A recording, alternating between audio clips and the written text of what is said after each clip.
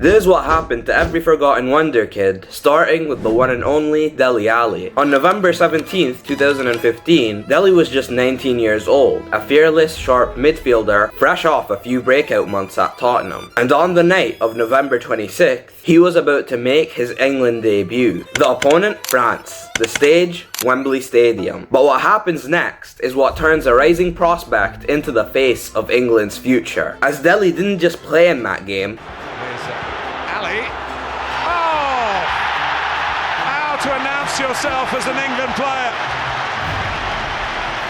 He scored an absolute rocket from 25 yards out against his own club's goalkeeper, Hugo Lloris. Just a few months ago, he was playing in League One for MK Dons. Now, he's a national star. A star that took all the major headlines by storm and had everyone talking. You know, tonight has said that Dele Alli, at age 21, is there a better 21-year-old in the world with what he can do, assists and goal scoring and so forth? What do you think about that? Potential is there, but there's plenty he can improve on. And for the next 2 seasons, he would win 2 PFA Young Player of the Year awards. Dele Alli, yes, for me is one of the English talent, showing big talent and a potential. But what happened next, nobody saw coming. In 2019, injuries became a common theme in Dele Alli's career, and soon after, partying every night. Were you also drinking quite heavily as well in that period? I mean, that period, yeah, I was partying a lot. I was having a lot of parties, it's...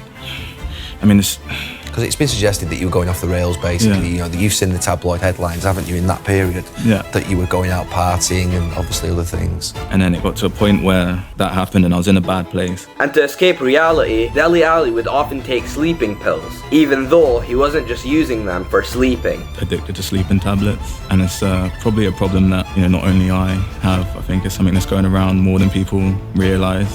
In the game? In football, yeah, I think it's, you know, something that maybe hopefully me coming out and speaking about it can help people. And on top of all that, Jose Mourinho called Dele Alli lazy. And for me, since the beginning, I had no doubts about your potential.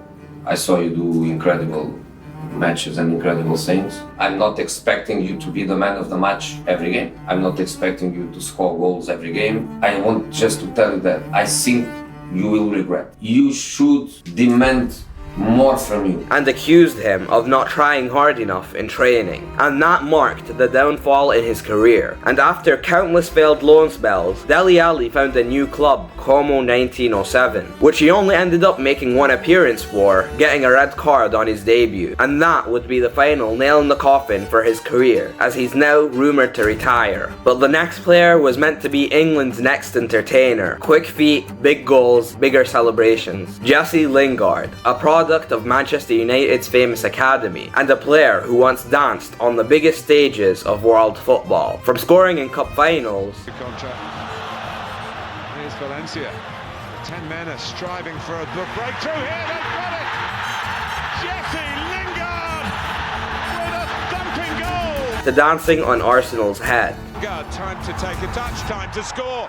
2-0 for the team from Old Trafford. And to trending every other week on social media. He had the flair, the confidence, and for a moment, the world at his feet. But just like Dele, it all came crashing down. After the 2018 World Cup, things started to shift. He struggled for consistency at Manchester United. Criticism started coming in from his own fan base. And then you get abuse. That was kind of what tipped it over, to be honest. After the derby game, you know, as soon as you get on the bus, it's, you know, Jesse, blah blah, like, why are you playing for us, blah blah. Like, I'm human, you know what I mean? Of course it's gonna affect me, you know, but to be abused like that,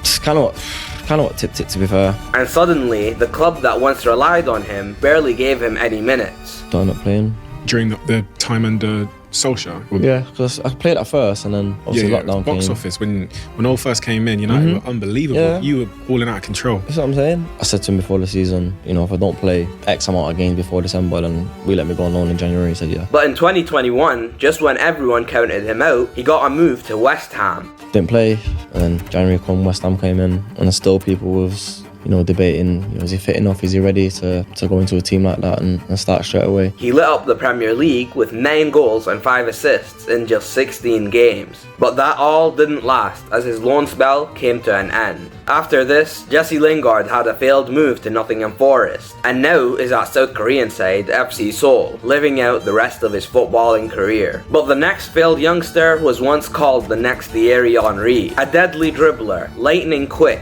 and when he smiled, you just knew something magical was about to happen. Anthony Martial. Back in 2015, he became the most expensive teenager in football history when Manchester United signed him from AS Monaco. And on his debut, he lived up to the hype. Cross comes Skirtle. He'll take a little Stewart. Martial. Great skill. Martial! What a debut! Anthony Martial! That solo goal against Liverpool had the world in disbelief. Old Trafford erupted. The Premier League had found its next superstar. Martial will be the best player in the world. Martial will be the best in the world! And for a while, it looked like he was going to be just that. He finished his first season as United's top scorer, won the Golden Boy Award, and looked like a generational talent in the making. There is nothing more disappointing in life than not seeing someone realise their potential and talent. And this guy has got everything you would want. Great finisher, speed, can dribble, beat a man, composure in the final third. Because the potential, the talent, everything is there. But he's the only person that can determine the outcome of his career and what he's going to deliver, and he has to go and grab it quickly because it's one career, one life. It's where you always got to think of it, and I just, to me, want him to grab it. But then slowly, things started to shift. Managers came and went. First Mourinho, then Oli, then Ranić. And Martial, his performances dropped, and his attitude became worse and worse by the day. And Jose Mourinho came out yesterday and basically said that Anthony Martial was given an opportunity against Liverpool that he didn't grasp with both hands, and it would effectively be killing people like Jesse Lingard, Juan Mata, Marcus Rashford if he was selecting Anthony Martial ahead of them. He was constantly rotated, played out of position, and eventually dropped. His confidence started to fade. If you put a graph, for whatever reason, of Anthony Martial's Man United career, it would be so up and down. The high points are very high and the low points are very low. Then came the injuries, then the attitude problems.